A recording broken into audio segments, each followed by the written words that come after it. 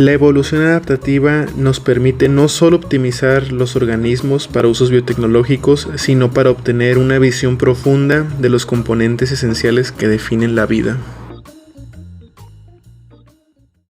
Hola, soy Marcos y bienvenidos a Biodeus. Hoy les voy a hablar un poquito acerca de un artículo bastante interesante que nos habla sobre biología sintética y evolución. El artículo se titula Adaptive Evolution of a Minimal Organism with a Synthetic Genome. Esta investigación fue dirigida por dos investigadores muy interesantes. Por un lado tenemos al Dr. Paulson, el cual es una figura bastante importante en el área de ingeniería biológica y de la biología de sistemas, el cual es de la Universidad de California y tiene conexiones con el Instituto Venter, lo cual es bastante importante para esta investigación. Por otro lado tenemos a Troy Sandberg, que funge como primer autor y lideró los experimentos de evolución. Juntos se propusieron una pregunta bastante interesante, la cual es: ¿cómo evoluciona adaptativamente una célula que ha sido diseñada con lo estrictamente mínimo para vivir? Para ello partieron de una célula, la cual es JCVI Sin3A, la cual es descendiente de el organismo JCVI Sin 3.0, la cual es el organismo con el genoma más pequeño que puede replicarse de forma autónoma.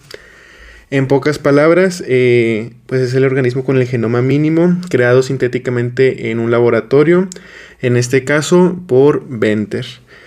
Si bien JCVI Sin 3.0 fue, por así decirlo, el ancestro o el primer individuo, era bastante complicado de estudiar. Esto debido a que, uno, tenía un lento crecimiento y dos, tenía formas celulares bastante irregulares.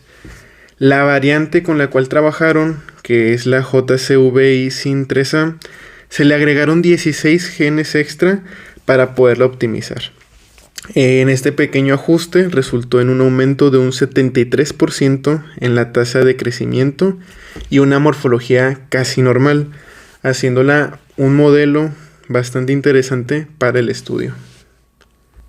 En cuanto a qué utilizaron de metodología, utilizaron una técnica llamada evolución adaptativa de laboratorio o ALE. El objetivo era bastante simple, que es obligar a este organismo sintético, el cual fue creado por humanos, a encontrar, por así decirlo, su camino evolutivo para que pudiera crecer de una forma mucho más eficiente. El proceso ALE se basó en 3 ejes. La primera fue la fundación de linajes. Se inició con 10 linajes paralelos o líneas evolutivas a partir de la cepa ancestral JCVI Sin 3A. Y es bastante crucial esta parte porque con ello pueden confirmar que las adaptaciones son beneficiosas y no solamente fueron al azar. Por otro lado también otro eje importante es el de condición y presión. El equipo cultivó estas líneas mediante la propagación en serie en condiciones estables, donde mantuvieron inclusive una temperatura de 37 grados. Sin embargo, a la hora de transferirlas constantemente, donde una pequeña porción del cultivo se transfería a un medio fresco, se ejerció una presión selectiva, donde solamente las células que pudiesen replicarse de una forma rápida y eficiente o que crecieran más rápido podían sobrevivir y con ello pues dominaban la población. Asimismo, otro eje que también fue bastante importante es el tiempo de evolución, debido a que este proceso se repitió un aproximado de 400 generaciones. Para analizar esta adaptación y poder caracterizarlo, se hicieron diferentes evaluaciones. Por un lado se llevó a cabo una evaluación fenotípica, donde se midió la tasa de crecimiento para poder cuantificar la mejora adaptativa. Por otro lado, también se hizo un análisis genómico donde se realizó una secuenciación de genoma completo para poder identificar mutaciones, SNPs o si hubo alguna otra mutación más grande. Y también se hizo un análisis transcriptómico donde se llevó a cabo a través de RNA sequence. Se tomaron instantáneas de RNA celular para poder determinar qué genes se estaban regulando a la alza o qué genes se estaban suprimiendo. Lo cual reveló los cambios en la red de regulación genética. Después de 400 generaciones, los resultados nos pudieron confirmar que el organismo mínimo se había optimizado para poder crecer en el entorno del laboratorio. Todas las cepas evolucionadas crecieron más de un 15% más rápido que el ancestro. Esto acercó el tiempo de duplicación al de organismos con genomas mucho más grandes. Asimismo, en lo que es el espectro mutacional, bajó la tasa de mutación. El organismo adquirió un promedio de solamente 8 mutaciones por cepa y también se pudo observar una selección bastante fuerte, ya que la gran mayoría de los cambios afectaron la secuencia de aminoácidos de las proteínas. O sea, no se quedaron simplemente en intrones.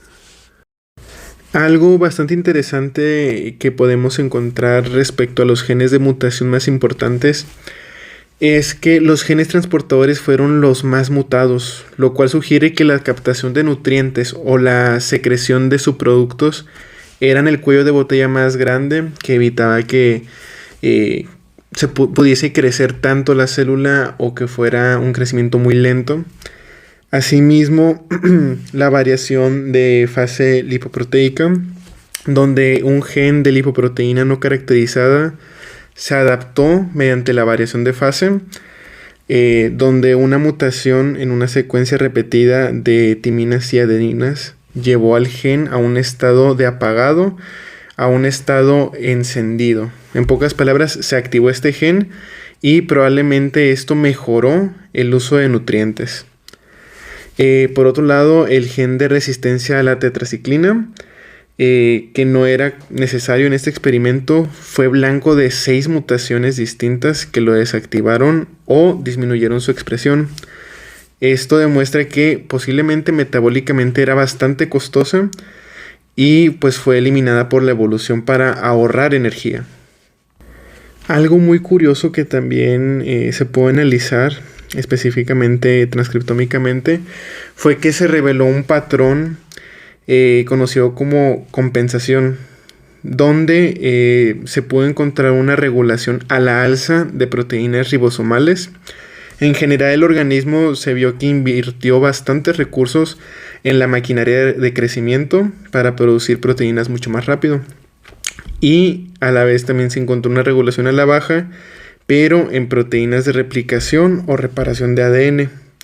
En pocas palabras, la célula, por un lado, optó por destinar mayores recursos a producir más proteínas y por otro lado optó por bajar los recursos para reparación de errores del ADN para poder ahorrar energía y centrarse más en el crecimiento rápido.